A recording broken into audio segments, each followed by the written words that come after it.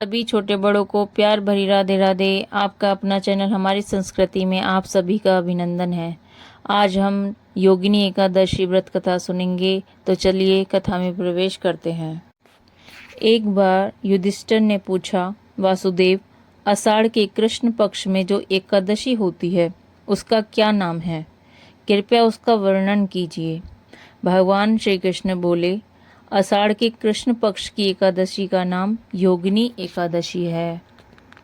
आषाढ़ मास के कृष्ण पक्ष की एकादशी तिथि को योगिनी एकादशी का व्रत रखा जाता है। इस बार यह व्रत 21 और 22 जून को रखा जाएगा। ऐसी मान्यता है कि जो भक्त योगिनी एकादशी पर भगवान विष्णु की पूजा करते हैं उनके सभी पाप मिट जाते हैं और मृत्यु के बाद भगवान विष्णु के चरणों में जगह प्राप्त होती है। व्रत और पूजा के अलावा योगिनी एकादशी पर हेममाली से जुड़ी यह कथा जरूर सुननी चाहिए। कैसे एकादशी के व्रत के प्रभाव से वह कोढ़ से मुक्त हुआ। युधिष्ठिर ने पूछा, वासुदेव, आषाढ़ के कृष्ण पक्ष में जो एकादशी होती है उसका क्या नाम है? कृपया उसका वर्णन कीजिए।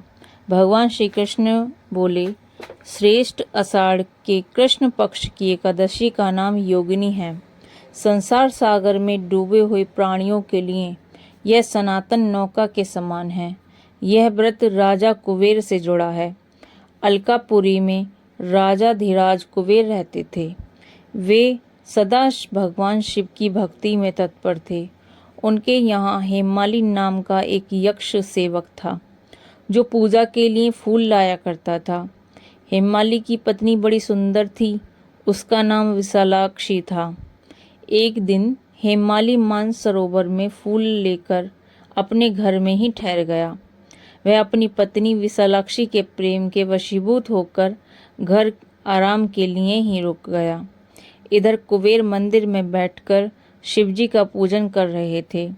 उन्होंने दोपहर तक फूल आने का इंतजार किया। जब पूजा का समय खत्म हो गया तो यक्षराज को गुस्सा होकर सेवकों से पूछा, हेममाली क्यों नहीं आ रहा है? इस बात का पता तो लगाओ। यक्षों ने कहा, हे राजन, वह तो अपनी पत्नी की कामना में आसक्त होकर घर में ही रमण कर रहा है। उसकी बात सुनकर कुबेर को बहुत गुस्सा आया और तुरंत ही हेममाली को बुलवाया। कुबेर ने क्रोध में कहा कि आंखें क्रोध से लाल हो गईं। वे बोले, ओ पापी, ओ दुष्ट, तूने भगवान की अवहेलना की है। हेममाली को राजा कुबेर ने क्रोध में आकर श्राप दे दिया कि तुझे स्त्री वियोग सहन करना पड़ेगा, मृत्यु लोक में जाकर कोढ़ी होना पड़ेगा। कुबेर के श्राप से हेममाली स्वर्ग से पृथ्वी पर जा गिरा और उसी क्षण कोढ़ी हो गया। भूख प्यास से दुखी होकर भटकते हुए एक दिन वह मार्कंडेय ऋषि के आश्रम में पहुंचा, परंतु शिव पूजा के प्रभाव से उसकी स्मरण शक्ति लुप्त नहीं हुई। वहां उसने तपस्या करते हुए मुनिवर मार्कंडेय जी का दर्शन हुआ। हेममाली ने मुनि को बताया कि मैं कुबेर का अनुचर हूँ। मेरा नाम हेममाली है। मैं प्रतिदिन मानसरोवर से फूल ले आकर शिव पूजा के समय कुबेर को दिया करता था। एक दिन पत्नी के सुख में फंस जाने के कारण मुझे समय का ज्ञान ही नहीं रहा, इसलिए उन्होंने कुपित होकर मुझे श्राप दे दिया, जिससे मैं आक्रांत होकर अपनी पत्नी से बिछुड़ गया। मार्कंडेय जी ने कहा, तुमने यहाँ सच्ची बात कही है, असत्य भाषण नहीं किया। इसलिए मैं तुम्हें एक व्रत के बारे में बताता हूँ। तुम आषाढ़ के कृष्ण पक्ष में योगिनी एकादशी का व्रत करो।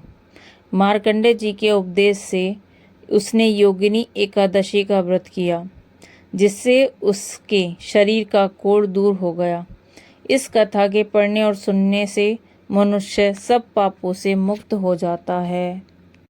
बोलिए लक्ष्मी नारायण भगवान की जय। योगिनी एकादशी महारानी की जय। अगर आपको कथा अच्छी लगी हो तो आप अपने इस चैनल को लाइक, शेयर, सब्सक्राइब ज़रूर करें। मिलते हैं अगली नई कथा कहानी के साथ।